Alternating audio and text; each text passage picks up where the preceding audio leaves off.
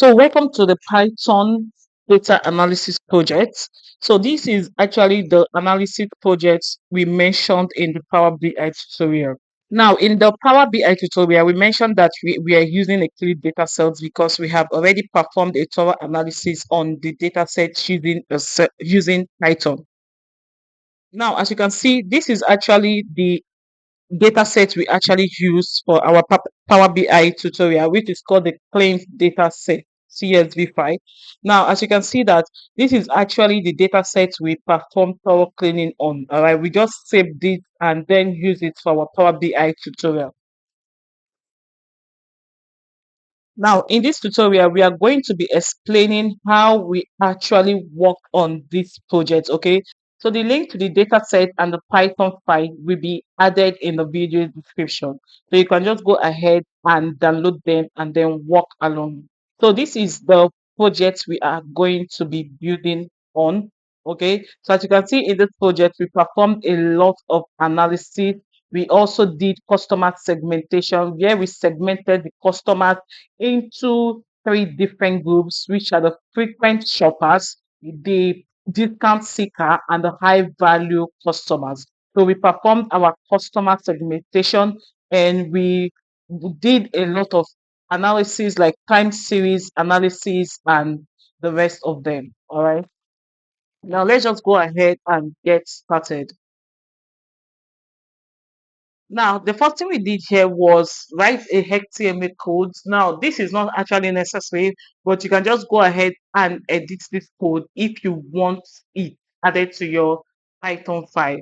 The code just added the image of the tutor here and a brief description about the project. All right, so this is a HTML code. All right, so you can go ahead and edit it to actually suit yours if that is what you want to add. All right, so all you just need to do is just change the so all you just need to do is change the photo part, all right, and edit the text to actually suit what you want it to say. All right. Now, this code actually gives us all everything we'll be covering in this project. As you can see, we have the analyzing sales performance to uncover trends, customer behavior, and profitability insight for a retail company. Then this project is aimed at analyzing the sales performance and uncovering insights related to customer behavior and profitability. Now, the key questions we are looking at answering is which region, segment, or product category contributes the most slash least to sales and profit?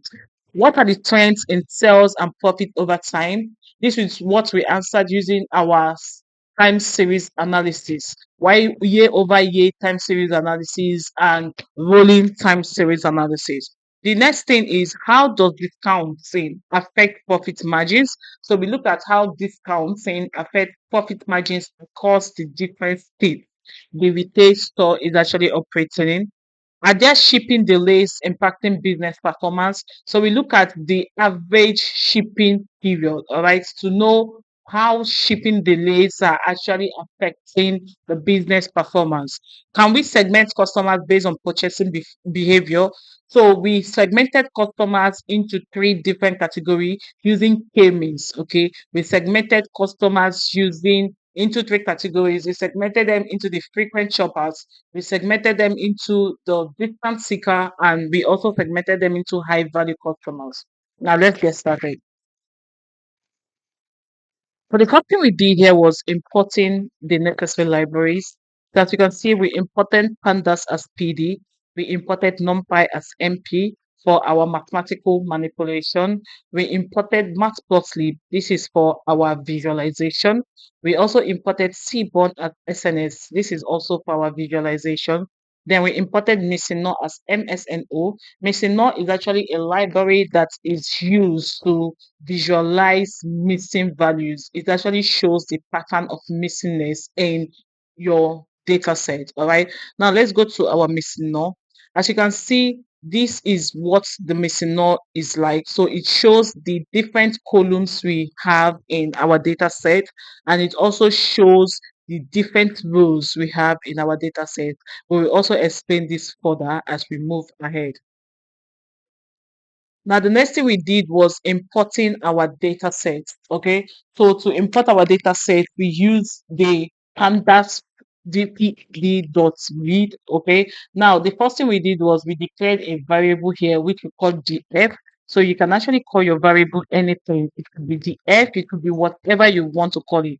So this doesn't really matter. All right, so then we use this to actually import our data sets. Okay, so as you can see, we are working with a csv file. Okay, now during this project we encountered a challenge when importing our data set. Now, when we go ahead and look at this, you will see that it's actually an Excel file. Okay, it's an Excel file. But when we tried importing it as an Excel file, you will see that we encountered an error. Okay, so we were unable to import it as an Excel file. So we decided to import it as a CSV file. All we needed to do was just change the encoding. All right. So that was how we were able to successfully import it as a CSV file. Okay. So the next thing we went into was data investigation and cleaning. In this part, this is where we actually cleaned our data and investigated our data, validated our data, and performed a lot of analysis to clean up our data. Now, the first thing we did was visualizing the rows in the data set. Okay. Now, this is what we have. As you can see, we have different columns in our data set and different rows. Okay. Now, the next thing we did was checking for missing values or null values. Okay. Now, to check for missing values, we make use of the Python method dot its null. Okay. Now, this dot sum is actually used to actually sum the entire missing value in each column in the data set.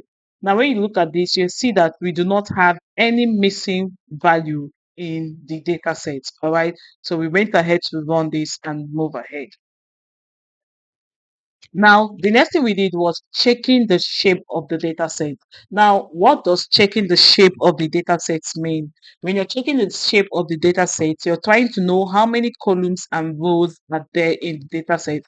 And to do that, we make use of the dot shape method. All right. So the dot shape method tells us how many rows and columns we have in our data set. Now, all we need to do is the data frame containing our data set, which we declared at the beginning of this project, which is called df dot shape. Okay. Now, this gives us a result that shows that we have a total of 2,121 rows and 21 columns in our data set. So, which is not a very big data. Now, the next thing we did was getting more information on our data set. Now, to get more information on our data set, we make use of the .info method. Okay. Now, this .info method tells us if we have missing values in our data set and the data type of each column in our data set. Now, this is actually where you actually have to be very careful and very sensitive because using df.info is where you can actually catch errors or mistakes in your data set. Now, let's explain this further. Let's say in a situation whereby we come over here, as you can see, when we check for our df.shape, we say that we have a total of 2,121 rows and 21 columns. Now, in a situation whereby you come here and check and this other ID is showing 2,000 instead of 2,121. It simply means that this particular data set column has a missing value of 121 rows. Okay. Now, if you don't want to identify missing values using the df dots snore, we can actually also identify missing values using dots info that gives us more information on our data set. Okay. Now, the next thing you can actually look at here is data type. Okay. Now, this df dot is not, sorry. Now, this df dot info tells us our data type. Okay. So as you can see, row ID integer, other ID objects, other date object. Okay. So this tells us if our column is a numerical or categorical column.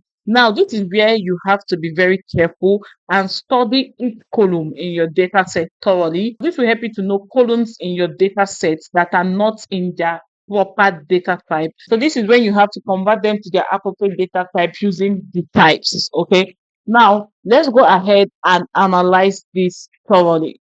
Now, when you go up here, you see that we have row ID. Okay. Now let's go ahead and know the data type for row ID. Okay. Now when we go scroll up, you can see that row ID is telling us that it is an integer. Okay, which is correct because when you go up here, you find out that row ID is 1, 2, 3, 4, 5, 6, 7, 8, 9. They're just like index. Okay, so of course it is an integer, which is correct. Now the next thing we have to look at is other ID. Now it is showing that other ID is an object. Now let's go ahead and confirm that. So other ID is mostly should be left as an object. And why should other ID be left as an object? Because you can see that it has a string at the beginning, okay, which actually stands as a unique code. This CA means Canada, US means United States of America. Okay, so it's actually advisable to always leave your other ID as object. Okay. Now the next thing we have to look at is other date. As you can see, this is also an object, which is incorrect. Okay. Anything date has to be in the date time data type. Okay. Now as you can see, this is incorrect. Ship date is also incorrect. So these are what we will be changing to their normal or appropriate data type. All right. So let's go ahead. So the next thing we did here was showing the pattern of missingness. Okay. Now remember when we did our df.shape, we said we had a total of 2,121 columns. Okay. Now this actually shows the columns we actually have in our data set. Okay. Why this actually shows the row we have in our data set. Okay. Now whenever this row is not up to 2,121 in this diagram, it simply means that that particular column in the data set is actually having a missing value. So as you can see, there are no missing values in either of the columns because all columns are up to 2,121 rows. So let's move ahead. Now, the next thing we have to do is checking for white spaces. Okay, we checked for white spaces using df.columns because white spaces can actually stand as a challenge to your analysis. Okay, sometimes if you have ever done an analysis whereby when you're trying to call a column it is not callable, that's because there might be white spaces in that column. Now what you need to do is once you do df dot columns, you go ahead and investigate. Okay, sometimes you will just see a white space, an additional space after this comma, this closing comma, or you can see an additional white space after this opening string. Okay, or after the closing string. Okay, so that is when you know that a column has white space or not. Now after analyzing this, we saw that there were no white spaces. Okay, but in a situation whereby you have white spaces, you can just choose df.strip. Okay, to strip white spaces, or you can simply go ahead and rename the column and removing the white spaces. But it is always advisable to use df.strip. All right. Now the next thing we did was checking for duplicates, and we had no duplicate values. Okay, to check for duplicates, you use the method dot duplicated. Okay, so we just use dot sum. So dot sum all the entire duplicated values we have. Now, fortunately, there were no duplicated values, so it comes up as 0. Now we check for unique values. Okay, we check for unique values using df.n unique. So what we did there, we checked for the total unique values. Okay, in our data set, and we had a total unique value of 12,231. Now the next thing we have to do is we went ahead to print the other date.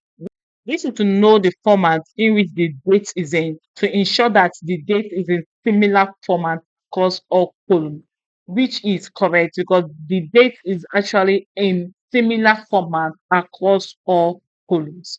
So we went ahead. Now, what we did here is we went ahead to remove all rows that contains non-date values. Okay, any rows that doesn't contain a date value is eliminated using this code. Then we went ahead to actually change the data type of the date, okay, to date time, which is the correct data type. Okay, so we did this. Then as you can see, we have successfully changed the data type. All right. So the next thing we did was we to verify this, we did df.info. Okay, so as you can see, this is showing date time now, and no longer updates. So which simply means we have successfully changed the data type of our data. All right. So the next thing we did was we went ahead to drop one ID, other ID, and postal code because they are not useful in our analysis. So to do that, we use the method df.drop. Okay, we use dot drop to drop columns from our data set. So the columns we dropped were row ID, postal code, other ID. So we dropped them. All right. So the next thing we did was we went ahead to extract our numerical columns. Now to extract our numerical columns, we make use of the Python method select underscore dtype. Okay. Now what we did here was extracting our numerical columns. Okay. Now to extract numerical columns, we include floats and integer because those are the numerical columns we have. Okay.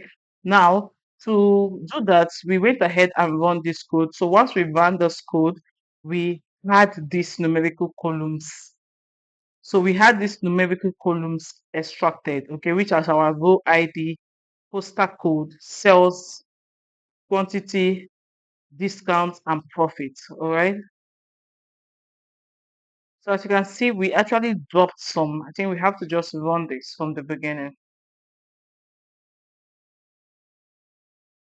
Let's wait for that to run. Okay. Okay, so as you can see, when we run that, we saw that the numerical columns has successfully been extracted. So the numerical columns we have are actually sales, quantity, discount, and profit. All right. So the next thing we did was we went ahead and extracted our categorical columns. So to extract our categorical columns, we declared a variable called paths, okay, which means df underscore categorical columns. So we also use the method dot select underscore the types. Then we actually specified we are trying to extract our categorical columns. So we use category and objects. All right. So when we go ahead and run this, so you see that our categorical columns has successfully been extracted. All right. Now the next thing we did was we went ahead to dictate outliers. Okay. And to dictate outliers, we actually plotted a histogram. Now one thing you need to know is that us outliers only affects numerical columns. So you don't have outliers for categorical columns. So that is why we specifically plotted histograms for our numerical columns and not our categorical columns. So all we did here was we went ahead to set the figure size. So as you can see, we made use of the data frame df which is the data frame that contains our numerical columns. Now we did hist, which simply means histogram. Then our figure size was set to 12 by 8. Then beans was set to 30, color sky blue, edge color black. Okay. So the next thing we went ahead to do was to plot our graph. Okay. So to plot this, we actually just added a title, okay, which says distribution of numerical columns. The font size was 14 and plc.show is actually used to show the columns. We, it's actually used to show the visuals we have plotted. All right. Now, as you can see, we actually have sales, we have quantity, we have discounts, and we have profits. Okay. Now, let's go ahead and analyze these graphs. Okay. Now, when you see sales, you find out that sales is actually left skewed. Okay. Which shows that it contains outliers. Okay. Cells is left skewed, which show that it contains outliers. Okay. Now, when you go ahead and look at quantity, okay, you will also see that quantity is left skewed, which also show that it contains outliers in it. All right. Now, when you go to discounts, okay, you can see that discount is more like a balanced distribution. Okay, it's just like a normal distribution, which shows that it is not either right skewed or less skewed. So which shows that it doesn't contain outliers. Now, when you go to profit, you will see that profit is right skewed, which also show that profit contains outliers. Okay. Now we went ahead to tell a story here, which said the above histogram subplot shows the set column is left skewed, the profit column is right skewed, and the quantity column is left skewed, showing the presence of outliers. The discount column shows a normal distribution, which means absence of outliers. To verify this, we would create a box plot to showcase outliers. Now, what we did here is we went ahead to actually plot a box plot to actually confirm if what we said was correct about our outliers. All right. To do that, all we did was we just specified our figure size and everything we needed in our diagram. Then we gave it a title that says box plot for outliers detection. Font size was 16. Then the next thing we do was to write a loop code. Okay, so this actually looped us through the numerical columns we actually have. Okay, then the next thing we did was we just adjusted the layout. Okay, to ensure that the diagram is not all over the place. Okay, then the next thing we did was plt.show, which actually shows us our figures. Okay, now as you can see, just like we mentioned, as you can see, cells. Okay, so cells contains a lot of outliers. Okay, so cells contains outliers here.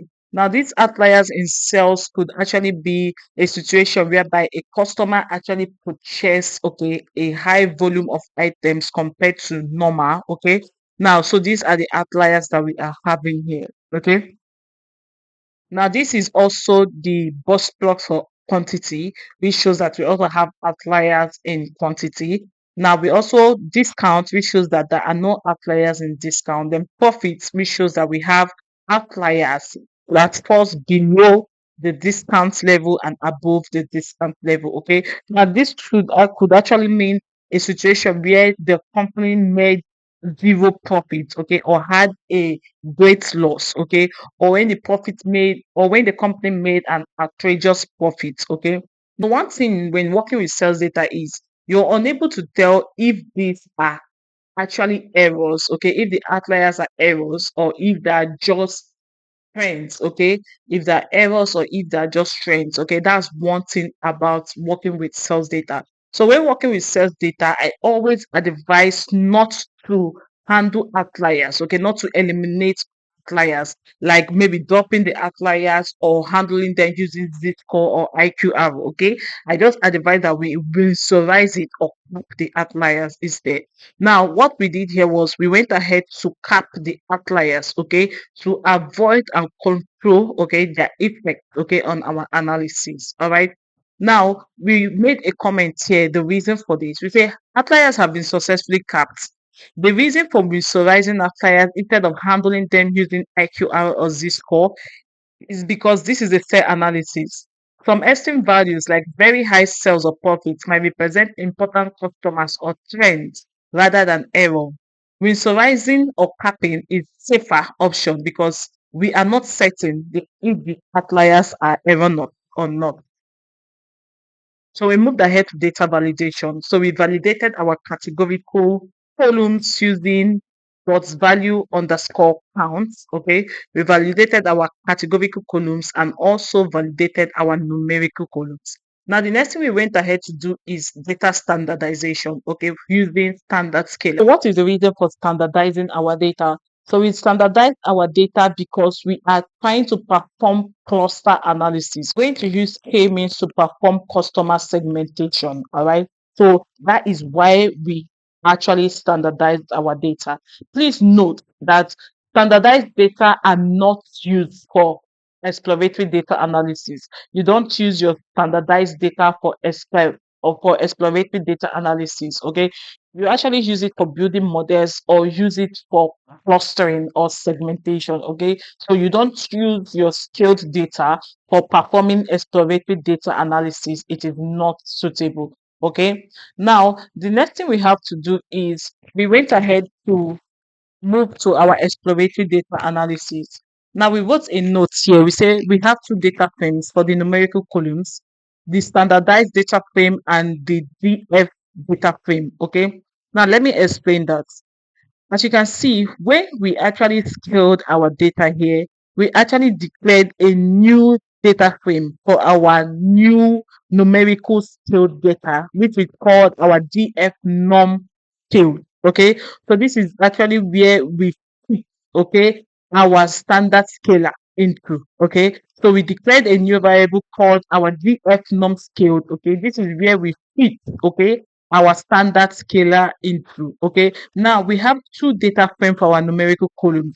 Remember that when we were actually extracting our data, okay, we extracted our numerical columns, which we call df underscore norm. And now when we are scaling our data, we declare the variable which is called df underscore norm dot scaled, which is serves as our scaled numerical data. Okay, so we have two data frame for our numerical data. All right, which is not standardized. So for the EDA, which is our exploratory data analysis, the DF norm data frame would be used because standardized values distort few summary statistics such as mean, median, minimum, maximum, making it difficult to access distributions and central databases in their original form. Additionally, histograms, bar charts, and box plots become harder to interpret when data is standardized, as the value no longer represents actual sales, profit, or quantity. Like I mentioned, doing our exploratory data analysis, we are not going to be making use of our scaled data frame. We are going to be making use of our original data frame, which is df underscore norm for our numerical columns. All right. Or we can also go ahead and make use of our F, okay, if we wish to. Now, what we did here was we created a new feature. So what we did here was we created a new feature to enhance our analysis. We created an order processing time feature and profit margin feature in order to enhance our analysis. So you will see where this plays, okay, as we move ahead. Now, the next thing we did here was concatenating, okay, or joining, okay. So we actually joined our DF parts and our DF norm, okay, into a new data frame which we call DF2. All right. So that was actually what we did here. Now, this is actually us going deep into our exploratory data analysis. All right. For here, what we did here was checking the distribution of our mode, of our shipping mode. Okay. Now, what we did here was we just plotted a bar chart that shows the distribution of our shipping mode. Okay. Just like the other chart we have been plotting, what we did here was to set figure, our figure size. Okay, that means our fixed size, which means the size of this bar chart. Okay, then our ship mode, then the data we made use of our df2 highlights color, we made use of viridis. Okay, now we just went ahead to customize our data here, our bar chart here, sorry. So what we did here was adding a title, then we added X label, okay, then we added Y label, all right. Then plt dot show, what we use to show what we have plotted. All right. So now let's go ahead and explain this. So as you can see here, we actually have four different types of shipping modes. Okay, so we have the standard class, we have the first class, we have same day, we have second class. Okay, now as you can see that most customers are actually making use of the standard class. Okay, which means that standard class could be cheaper, okay, or more convenient, okay, for the customers. All right, now same day delivery, you can see that most customers do not make use of same day delivery, maybe because of price, okay, maybe it's more expensive. First class delivery, most customers do not also make use of this first class delivery and also the second class delivery. So in this distribution, batch distribution, what we can actually say that the highest mode of shipping used in the company is the standard class. All right, now we went ahead. Okay, we went ahead to explain this. So we say standard class is the most frequently used shipping mode with over 1,200 shipments. Okay, now this is over 1,200 shipments. Okay, just above 1,200. All right. Why second class has just above 400 shipments? First class have just above 300 and shipments. Okay, then same class has below 100 shipments. Okay, now we say standard class is the most frequently used shipping mode because over 1000 shipments, indicating that its popularity likely due to cost effectiveness and balanced delivery times. Second class follows with around 400 plus shipments, suggesting moderate usage, possibly chosen for better service than standard, but slightly higher cost. First class has fewer shipments, approximately 300 plus, indicating it is a premium option used by customers prioritizing faster delivery despite higher costs. Same day is the least utilized shipping mode with less than 150 shipments, reflecting its niche use, likely due to higher costs associated with expedited services. Okay, so what are the insights we are actually trying to draw from this? It shows that the dominance of standard class suggests a preference for economical shipping solutions. Okay. The low count of same day deliveries may point to either high cost or limited demand for urgent shipments. Businesses can consider promoting faster shopping options like first class or same day to balance the distribution and potential increased revenue. All right. Now, the next thing we went ahead to do is order processing time. Okay. Now, remember, this order processing time is the feature we actually created here. Okay. Order processing time. This is one of the features we created here. Remember, we created two features, which is the profit margin, which show us the profit margin across all segments and regions, and also the order processing time, which show us the order processing time of delivery or shipping mode. Okay. Now, the thing we did here also, we went ahead to plot a bar chart, okay, that actually shows the distribution of order processing time, okay. Just like we have always been doing, what we went here to do was we actually set our fixed size to 8 by 5, okay. Then we plotted our histogram, okay. Now, this shows our order processing time, okay. Bin was 10, okay. Then color was royal blue. Then we went ahead to customize our graph. We added our title, which we call distribution of order processing time. The font size was 14. Then we also gave our X label and our Y label. So the X label shows the order processing time in days. Font size was 12. While the Y label shows the frequency, font size was 12 also.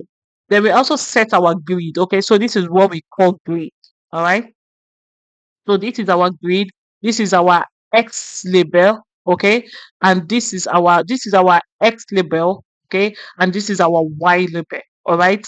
Now the next thing we did was we showed what we have plotted. Okay. Now remember we said that this order processing time is shown in days. Okay. So this simply means 0 day, 1 day, 2 days, 3 days, 4 days, 5 days, 6 days, 7 days. Okay.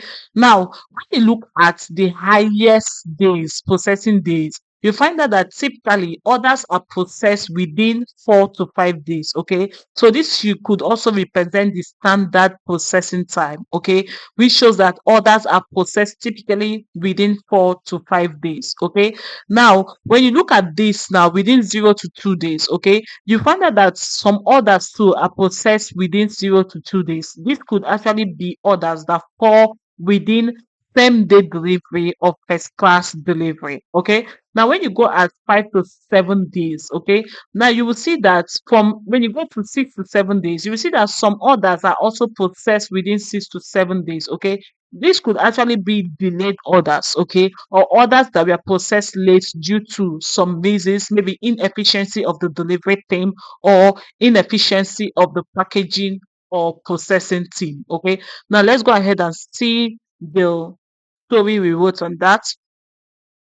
Now here we say distribution of order processing time. Okay, the histogram with a density plot illustrates the distribution of order processing time. Okay, now when we talk about density plot, this is what we call a density plot. Okay, this shows how the this shows how the movement of the order processing time. Okay, from low to high, then it dips down here, so this is actually what that shows. All right. Now this shows peak processing time. The highest frequency around 4 days indicated that most orders are processed within this time frame. Okay, so this is the 4 days we are talking about, 4 to 5 days. Okay, so the common processing ranges, significant spikes are observed at 2 to 4 and 5 days, suggesting that there are common processing durations. Okay, fewer orders are processed within 0 to 1 day. Okay, or beyond 6 days, showing that extremely fast or slow processing times are less frequent. Distribution shape. The distribution is multimodal. Now, what do we call a multimodal distribution? Okay, so it actually has multiple peaks. It's a distribution that has multiple peaks. Okay, compared to distribution that has a single peak. Okay, so as you can see, this distribution is multimodal because it has multiple peaks. As you can see, there was a peak at day two. There was a peak at day four, there was a peak at day five, and there was a peak at day six. So this distribution is actually a multimodal distribution. Now, the next thing is the smooth density curve highlights the fluctuating frequencies, suggesting some inconsistency in processing efficiency. Now, as you can see, this is the fluctuating curve. Okay, it goes down, it goes up, it goes down, and it also goes up, and it also goes down. So it is actually fluctuating. Okay, which shows the fluctuating nature in their delivery services. Okay, now, let's see the key insights we drew from this. The clustering around 4 to 5 days suggests that this is standard processing window. Okay, the presence of orders processed in other 2 days could indicate priority or expedited services. Okay, now remember that when we did an analysis on our ship modes, we had different ship modes, which we had the first class, same day, standard class, and second class. So from this analysis, we can actually say that the typical day for distribution in standard class actually spans from 4 to 5 days. Okay. Then for same day delivery, it actually spans from 0 to a day. Okay. Then first class delivery can actually span from 1 day to 2 days. Okay. While second class delivery can actually span from 2 to 3 days. Okay. Now, the presence of others, okay, so we have actually explained it. Delays beyond 6 days might point to operational bottlenecks worth investigating. So as you can see here, we actually had delays for 7 days, okay, 6 to 7 days, okay. This could actually tell that there was a delay in delivery, maybe due to inefficiency of the delivery team or due to operational bottlenecks, okay. So the company should go ahead and investigate why are there orders that are being delivered, okay, below or above the standard are being delivered above the standard time. Okay. Now, as you can see, this is the standard class, okay, shipment mode, sorry. So this is 3 to 4, okay. So we simply say that the standard delivery time should be within 4 to 5 days, okay, should fall within 4 to 5 days.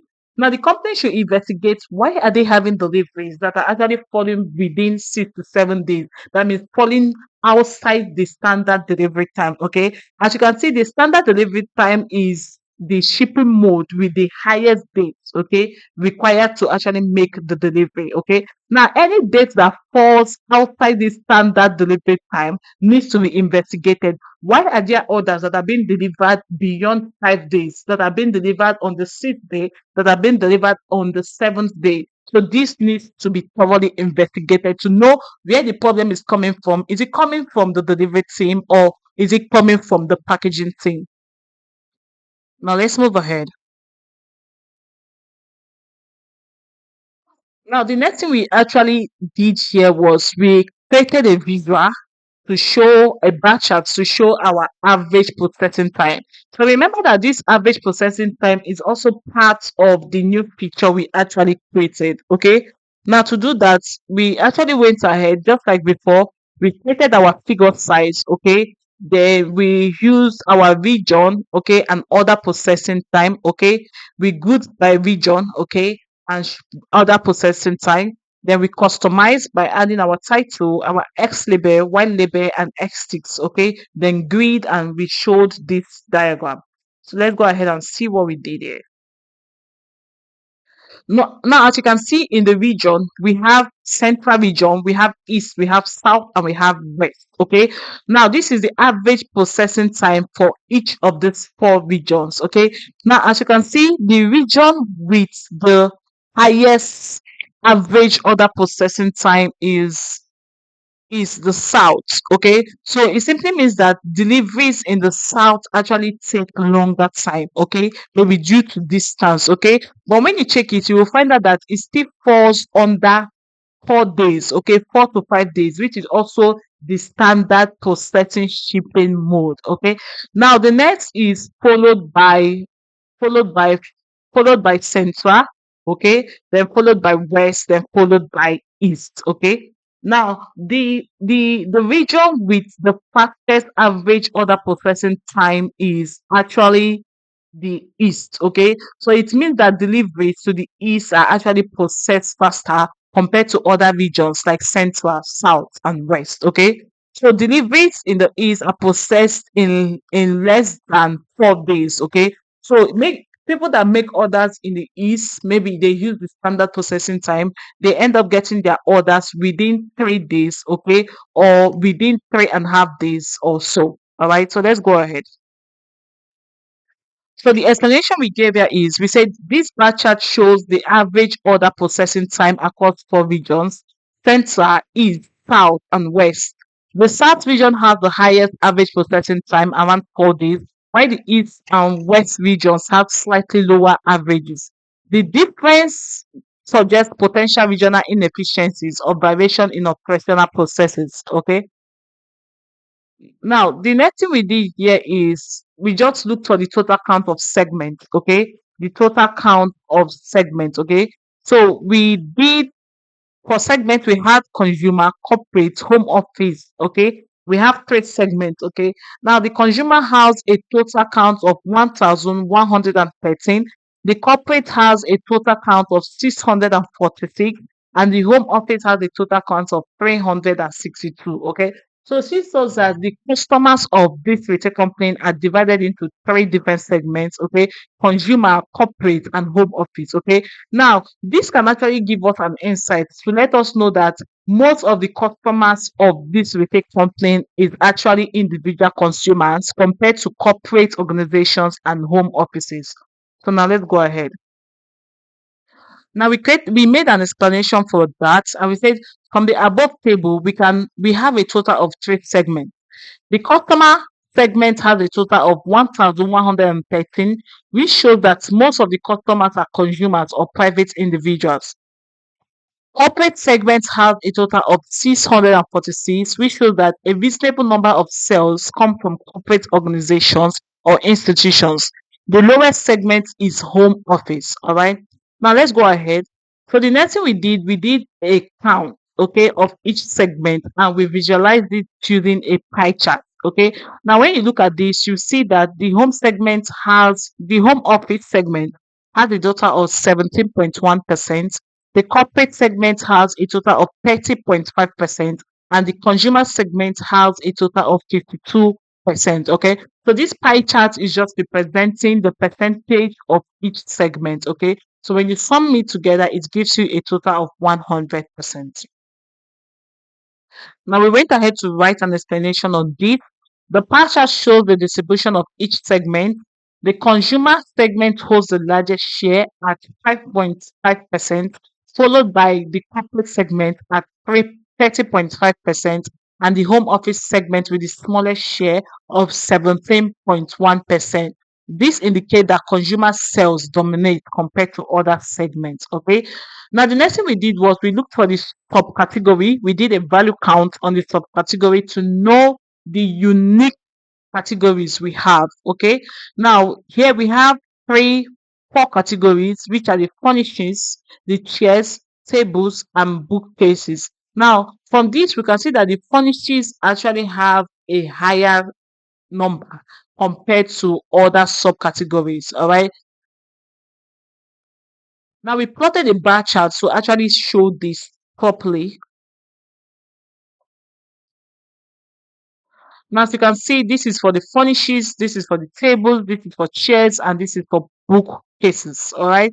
Now, to explain this, we say this chart displays counts of each category, subcategory. Among the subcategories, furnishing has the highest count, nearing 950 units. Pairs follows with approximately 620 units. Tables have a moderate count, around 320 units. Bookcases have the lowest count, slightly above 220 units. This suggests that furnishings are the most popular or frequently sold items, while bookcases are the least. We move on.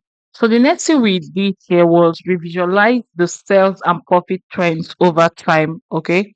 Now let's go ahead. So this is just the code. All right. We imported embeds. Okay, which is also a matplotlib library we actually use for this. All right. We just simply plotted and styled our line charts. Okay. So this is actually just the code. Okay.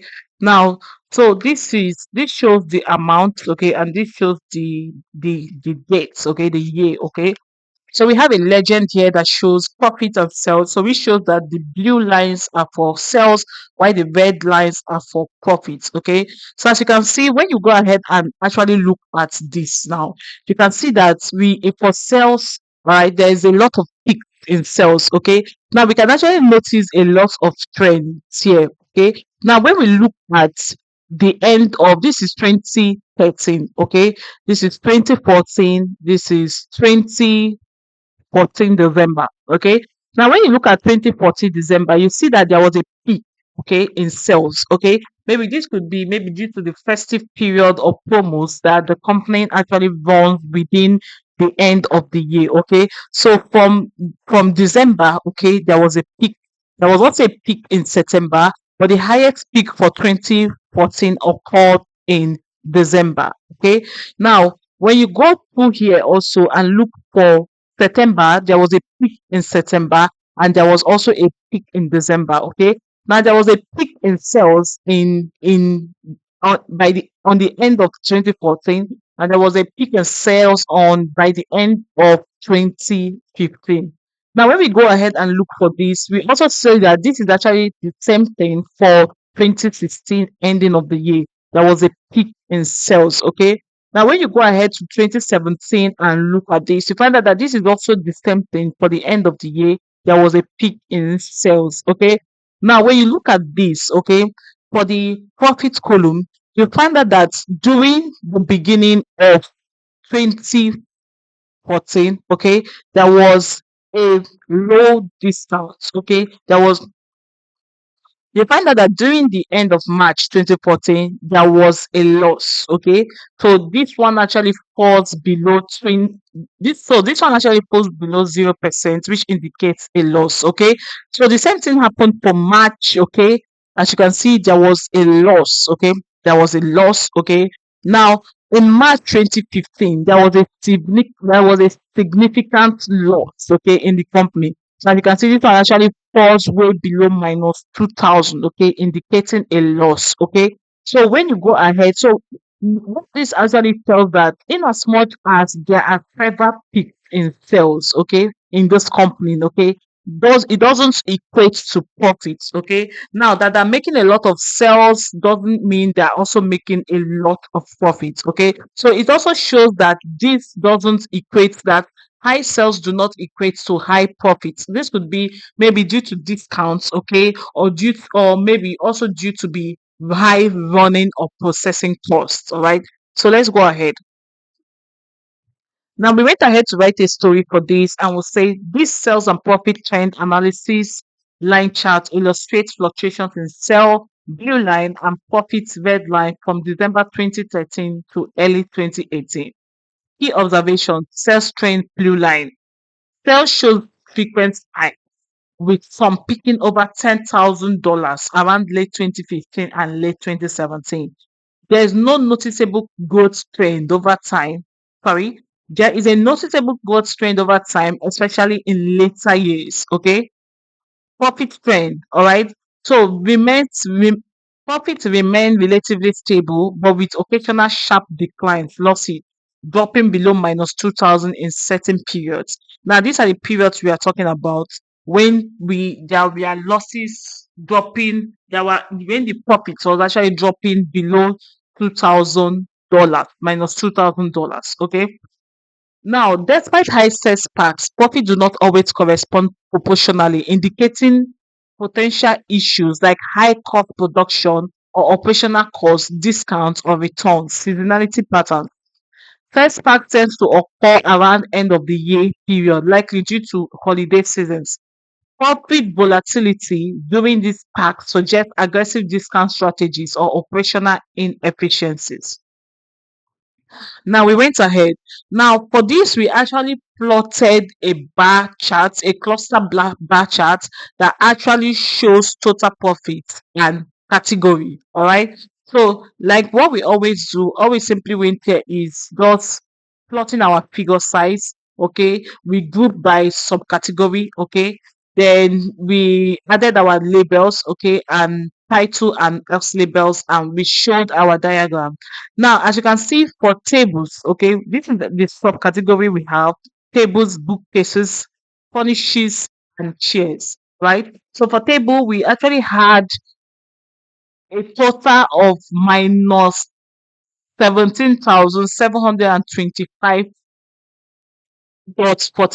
cents. Okay, now this shows a loss. Okay, this shows a loss. Okay, now for bookcases we have minus 3,472.56, which also showed a loss. Okay, now for furnishes we have 13,059, which also shows a profit.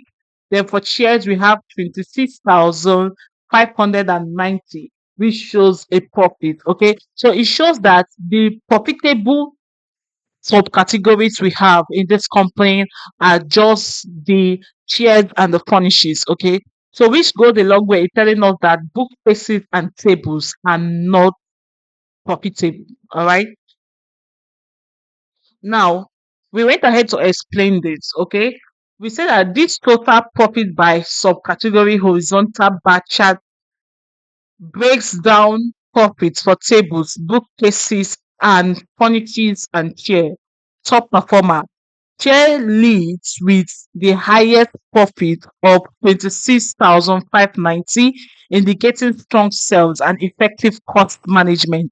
Moderate profit furnishes. Furnishes operated gener- Furnishes generated a decent profit of 13,509.14, showing potential for growth with optimized strategy. So this simply means that furnishes actually have the potential of performing well, just like chairs, if they actually optimize the marketing strategy and maybe looking to discounts too. There are other performance bracket losses where we have the tables that shows a significant loss of minus 17,725.48, which may point to issues like high production costs, problem, pricing problems, or low demand. Another thing that can cause this is actually high cost of discount or high discount impact. Okay. So book basis also has a loss of minus 3,472, which is less severe but still warrants attention. Okay, so this is a less severe loss compared to tables, but it also still warrants attention. Now we suggested potential actions. Okay, table and chairs, table and bookcases, investigating cost structures, pricing strategies, and customer demand. Consider if discounts, returns, or supply chain inefficiencies are contributing to losses. Sales and furnishes, analyze what's driving their sources, pricing, marketing, or customer preference, and apply these strategies to struggling subcategories. All right. So we are simply advising the company to actually look into furnishes and chairs to know why they are performing better compared to other subcategory, and also use the same strategies they are using for these subcategories in categories like that are not performing well, like bookcases and tables. Now we went ahead to visualize customer segments buying behavior using a tree map. Okay, now this is a tree map that actually shows customer buying behavior. Okay, now, as you can see, we have three segments. Okay, so we have the customer, we have the home office, and we have the corporate. Okay, now as you can see that in this tree map, the consumer actually has the largest Treemap, okay, which shows that they are actually the highest buyer, okay, or the highest buyer, which shows that they are the highest buyers of the company compared to corporate and home office. So it simply shows that the sales of the company are actually coming mostly from consumers, seconded by corporate, then followed by home offices, which is actually the least. Then we actually gave a story here. We say this stream map visualizes customer segments, buying behavior across three segments: consumer, home office, and corporate. So the key insight we drew from this is consumer segment, which is the pink. Okay. Now it says that it occupies the largest area, indicating the highest buying capacity or revenue generation. Okay, suggests strong demand from individual consumers. So, corporate segment blue, moderate size, reflecting steady buying purchase patterns from businesses, likely consistent but less dynamic than the consumer segment. Home office green, the smallest segment showing lower purchasing volume compared to other segments, potential growth area, especially with the rise of remote work. All right. Then let's go ahead. Then we concluded, we said the consumer segment is the most dominant, while home office shows room for growth. Tailoring marketing strategy to each segment could enhance sales performance. Okay. So the next thing we did was we plotted a scatter plot. Okay. With trend line. Okay. This is the trend line. Okay. We plotted a scatter plot with trend line. Okay. Now this shows discount versus profitability. Okay. Now this is our profits and this is our discount percentage. Okay. Now, as you can see, this is a scatter plot with a trend line that actually shows discount versus profits. Okay. Now let's go ahead and analyze this. All right. Now, when you look at zero point 0.0, okay, at the discount level of 0.0%, okay, so it shows that the company actually makes a lot of profits. Okay. The lower the discounts, the higher the profits. Okay. Now, the company actually made a lot of profits. Okay. At this area. Okay. So the company made as high as 1,000 above profits. All right. So when you go for the discount of 0.1%, you can see that the profit of the organization actually dropped, okay, to below to within 500. Okay. Now when you go at the discount of 0.2%, okay, you find out that the profit actually dropped. Okay. There was a drop in profits here, okay, to almost getting to a loss. Okay, it went below the 0%, like there was a loss, a significant loss in child. Okay. So the same thing for the rest of them. But let's look at the explanation we gave here. So he said this scatter plot with regression line illustrates the relationship between discount and profit. Negative correlation. The red trend line slopes downward, indicating a negative correlation between discount and profitability. So the negative correlation simply indicates that there is a negative correlation existing between profitability and discount. All right. This shows that when profit, okay, is increasing, discount will be decreasing. Okay. And when discount is increasing, okay, profit will be decreasing. All right. Now, a discount as discount increase, profit tends to decrease. All right. Profit distribution. Higher profits are concentrated around low discount rates, 0 to 10%. As discount rates rise above 20%, there is noticeable increase in losses. Profit drop below 0%. Outliers. Some points shows extreme losses around minus 2,000. A higher discount level suggested that deep discount may severely hurt profitability in certain cases. Now let's look at that. As you can see, this one. This is when we have a discount of over 0.4%, 0.5%. As you can see, there is a drop, a significant drop in profits to minus 2,000, which indicates a lot. All right. Now, we gave a conclusion that says why offering discount can boost the sales, excessive discounting can erode profit margins. A balanced pricing strategy is crucial to maintain profitability.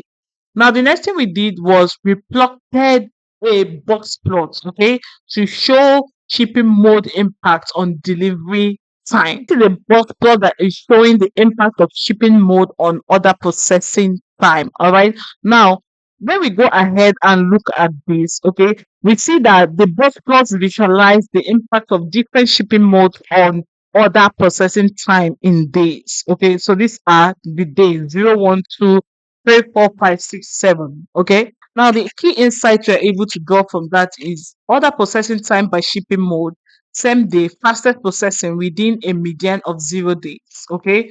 An outlier at 1 day indicating occasional delays. All right. Then first class median processing time around 2 days with a narrow range 1 to 3 days. Show consistent performance with minimal variability. Median processing time around 3 days, wider spread 2 to 5 days, indicating moderate variability. Second class, median processing time around 3 days, wider spread 2 to 3 days, indicating moderate variability. Standard class, slowest processing with median of 5 days and range from 3 to 7 days. High variability, suggesting inconsistent processing time. Outliers, from day shipping has an outlier, same day shipping has an outlier, possibly due to unexpected delays. Other shipping modes shows no significant outliers, reflecting more stable trends. Variability, standard class has the widest spread, indicating inconsistent processing time. Same day and first class are the most consistent. Now let's move ahead. Conclusion, if speed and consistencies are priorities, same day and first class are optimal. Standard class, while effective, lead to longer and less predictable processing times. Okay, so we have actually explained this even before now. So we actually plotted a correlation heat map, okay, for sales, discounts, and profits, which are our numerical columns. All right. Now this is trying to show the relationship, okay, between the sales, discounts, and profits. Okay. So this is our sales, okay. So this is our discount, okay. This is our profit. Now when you look at this, okay, you find out that the correlation is minus 0.3, okay, which actually shows that there is no correlation, okay, there is almost no correlation between sales and discount, okay. Now when we look at sales, okay, and let's look at profits, okay, sales and profits, okay. Now we have a 0.17 correlation, okay, which is a weak correlation, okay. So this actually means that the higher sales increases, okay, it also increases profit. All right. Now let's look at the correlation between discounts, okay, and profits. Okay. As you can see, the correlation between discount and profit, okay, is minus 48%. Okay. Showing that it is a strong negative correlation. Okay. So this actually means that the higher the discount, okay, the lower the profit. All right. Then let's look at sales and discounts. Okay, okay, we have actually talked about sales and discounts. So let's move ahead. So this is where we actually explain the correlations. All right. So here now we come to our customer segmentation. All right. So in this, we actually make use of our able mode. Okay. We did not just randomly select the clusters we want to use. We made use of our able mode and also evaluated it using our C hots. All right. Now let's go ahead. This is just the proof, okay, for this. Okay, so this is just our able mode. We initialized it. This is our C hot score. We initialized it. Okay, then this is just us writing the code. Then this is us customizing our diagram and customizing our able diagram and customizing our C hot diagram.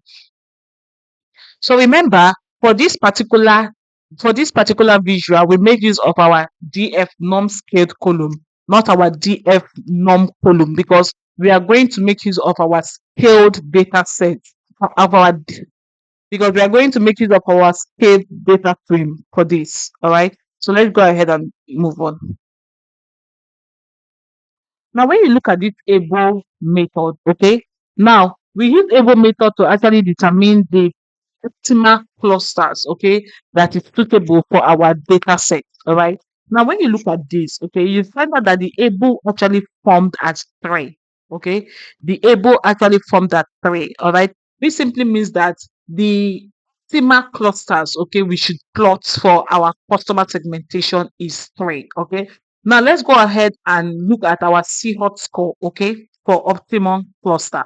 Now, when you look at the Seahawk score for optimum cluster, you find out that the Seahawk score is at its highest in 2.0, which actually says that even though the able said that we can actually create three clusters. The C-hot score is saying that the blessed clusters number should be two. Okay, but we are going to go with our able. Now, we gave a reason here. So, according to the able diagram, the optimal cluster is three. Even though the C-hot score suggested two clusters, the able method shows that three clusters capture meaningful structures in the data without overcomplicating the model. So we are going to create a cluster of three. So here is us going ahead to apply our cluster, okay, using K-means. All right. Now this is our cluster for sales quantity discount profit. Okay. So this is 1 1 2 1, okay, and 0. All right. Now the next thing we did was summarizing the cluster here. Okay, we simply summarized our cluster here. All right. Then the next thing we did was we went ahead to plot our cluster. Okay, we use a scatter plot to actually show our cluster, right? So like before, the only thing we did here was setting our fixed size. Then we used our scaled data frame, okay, which is the data frame we actually performed our clustering on. Okay, so we went ahead to plot these. All right, so as you can see, we have three clusters. Okay, this is one, okay, this is two, and this is three. Okay, now when you go ahead, we went ahead to interpret the clusters. Okay, so we have medium to high, okay, which is our purple dots. So this is our purple dots. Okay, this is our purple dots, okay, which is medium, okay, to high, okay.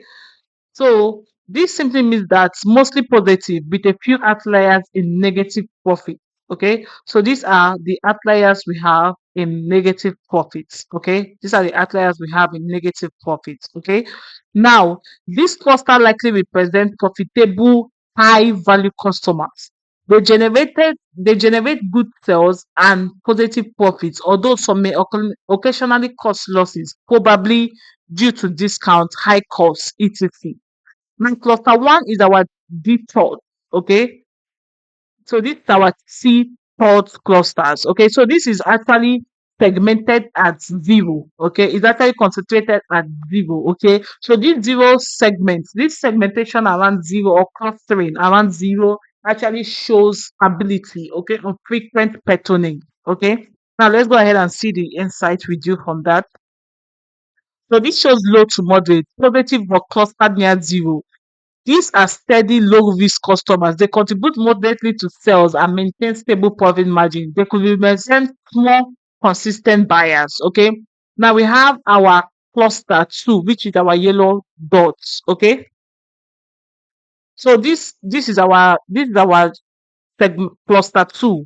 Okay. So as you can see, most of these clusters fall under minus. Okay, it falls below zero. Most of it falls below zero, which actually signifies unprofitability. Now we say varies from low to high, mostly negative. This cluster contains unprofitable customers. Despite some having high sales, they result in losses. This could be due to high operational costs, returns, or low pricing strategies. These customers need attention either to improve profitability or reconsider engagement strategies. Now let's move ahead. So this is just us creating a pair plot, okay, to actually visualize our clusters, okay, across all our numerical columns. All right. So let's move ahead. So this is also just a 3D representation of our cluster. Okay. So let's move ahead. Then the next thing we did was naming our clusters. Okay. As you can see, we have three clusters. Okay. We have three segments for our clusters. Okay.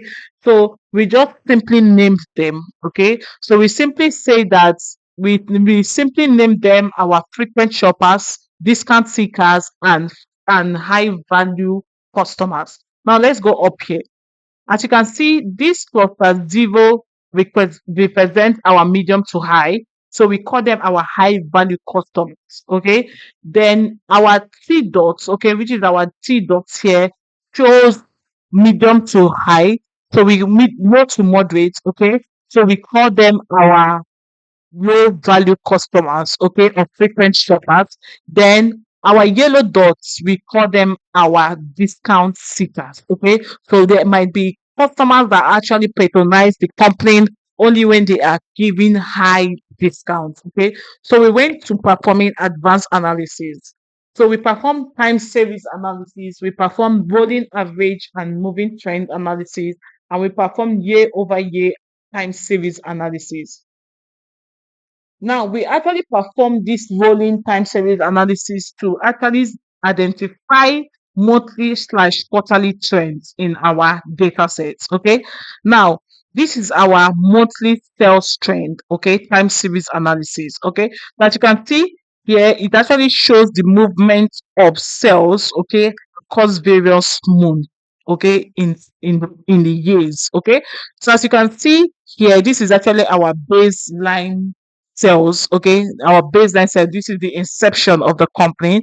Then, as you can see, there is a high pack January 2015. Okay, which shows a sell growth. Okay, which shows sales growth. Okay, in January 2015. Okay, so the sell continued to go on, to go, and there was a dip, okay, in sales. Okay, in 2016. Okay, which suggests a low sales growth. Okay, in January 2016. Okay, but let's go ahead and actually see the story we wrote on that. So sales are going. Overall, sales have been increasing from 2014 to 2017. Big spikes. There were sudden spikes, okay, jump in sales, likely during holiday period or special event. Drops after spikes. After each big spike, sales drop for a while before rising again. Main point, sales are going up over time, but they have highs and lows that repeats in a pattern. Then we did a time series analysis too, which we actually visualize our year over year growth analysis. So this actually tells us the growth percentage for course years, okay, that the company has been operating. So let's go ahead and visualize this. So we visualize this using a pie chart with goods by year. So this is the year and this is the sales, okay. Now let's just go ahead and make this bigger. Now for 2014, as you can see, for 2015, okay, there was a sales growth of 8%. Okay, 2016 it increased to 16%. Then 2017 it reduced again to 8%. Now let's go ahead and see what we did there. We said year growth key pattern, okay, year growth rate key pattern. 2014 0% baseline year, then 2015 8% initial growth, 2016 14 to 50 to 15% peak performance, then 0% sharp decline. All right. We went ahead to perform additional analysis, all right, like showing the top five states with the highest discounts. Okay. So when we went ahead, we actually plotted a bar chart. Okay. So we have Texas, Illinois, California State, Pennsylvania, and Ohio. All right. So here we found out that the state with the highest discount is actually Texas. Okay. Followed by Illinois, California, Pennsylvania, and the rest of them. All right. So when we went ahead, we actually made a story for this, which says top five states by this total discount. Okay. Now Texas has the highest. Okay. It's a 5.45, Illinois and the rest of them. Okay. So now we said key takeaway, Texas gets the biggest discount while Ohio has the smallest among the top five states. All right. Now the next thing we did was we showed the five states with the highest total discount impacts. Okay. So this simply means the impact of the discount on the profits. Okay. So we are looking at the five states that have the highest discount on profit. Now, to do that, we find out that California has the highest discounts of the impact on profits with a total of over 31,990.67%. All right. Now, we went ahead to actually write a story on this, okay? So, because we actually noticed that California has a higher discount impact than Texas with the whole highest discount rates, we decided to actually check for profit margin per state, okay?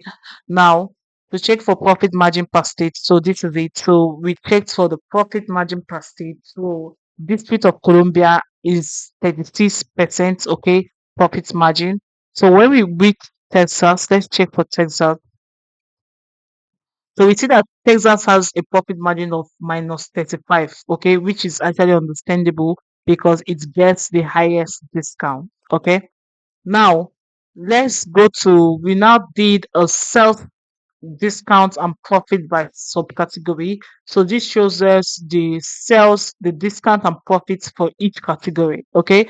So this is for bookcases, this is the sales, this is the discounts, and this is the profits. Okay, which shows a loss. Okay. Then this is for chairs, and this is the discount, and this is for profits. Okay. Now this is also for furnishes, and this is the discount, and this is the profit. Okay, it's same thing with tables and the rest of them. Now, we went ahead to explain. We said that although chairs and furnishes have similar discount rates, furnishes remain profitable due to either lower costs or higher markups. Okay. Conversely, tables face significant losses even with moderate discounts, suggesting potential pricing or cost inefficiency. Bookcases, despite strong sales, remain unprofitable, okay, possibly due to high overhead costs or ineffective discount strategies. So the next thing we did was we went ahead to save our clean data frame, which was the data set we actually use for building our Power BI project. So we have come to the end of the class. If this is the first time you're seeing our video, don't forget to hit the subscribe button below. If you have questions, please leave them below the comment section. Okay. So we'll be leaving a link to this particular Python file and also the link to the dataset just in case you want to build along. Thank you so much for watching and see you in the next video.